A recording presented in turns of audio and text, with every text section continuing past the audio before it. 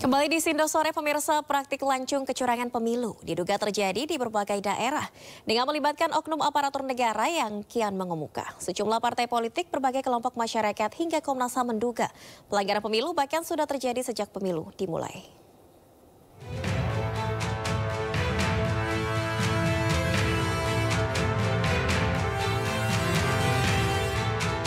Komnas HAM menyatakan ada belasan aparatur negara di berbagai daerah yang diduga tidak netral dalam pemilu 2024. Pertama, ada 12 kepala desa di Kecamatan Buduran, Kabupaten Sidoarjo, Jawa Timur yang menyatakan dukungan ke salah satu peserta pemilu.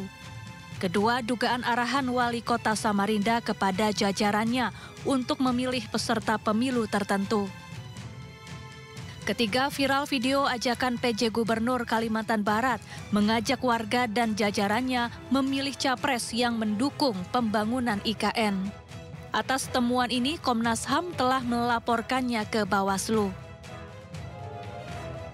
Sementara itu, organisasi Jaga Pemilu menemukan setidaknya 8 bentuk pelanggaran dalam pemilu. 3 jenis diantaranya masuk kategori pelanggaran besar, yakni penggelembungan suara salah satu paslon, larangan untuk tidak boleh mencoblos, dan salah input data di aplikasi Sirekap milik KPU. Jaga Pemilu juga menyoroti sejumlah masalah yang muncul sejak sebelum pemilu berlangsung.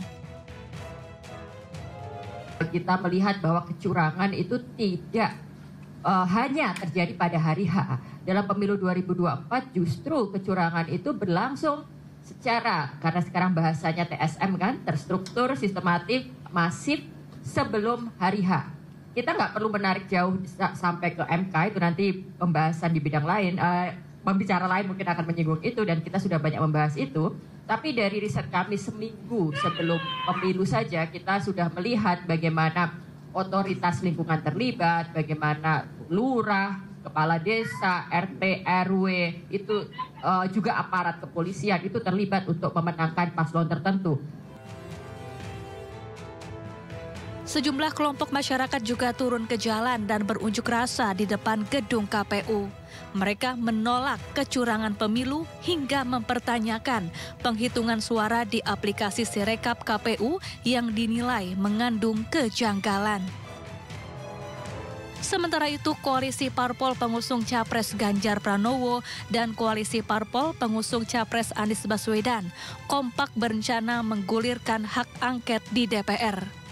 Hak angket adalah salah satu hak yang dimiliki DPR untuk menyelidiki pelaksanaan undang-undang atau kebijakan pemerintah yang menyangkut hal penting, strategis, dan berdampak besar bagi bangsa, negara, dan rakyat. Hak angket diharapkan bakal membuktikan dugaan kecurangan pemilu. Sebelumnya, DPP PDI Perjuangan dan DPP PKS juga telah menyurati Ketua KPU yang berisi penolakan penghitungan suara di aplikasi Sirekap. Tim Liputan iNews melaporkan.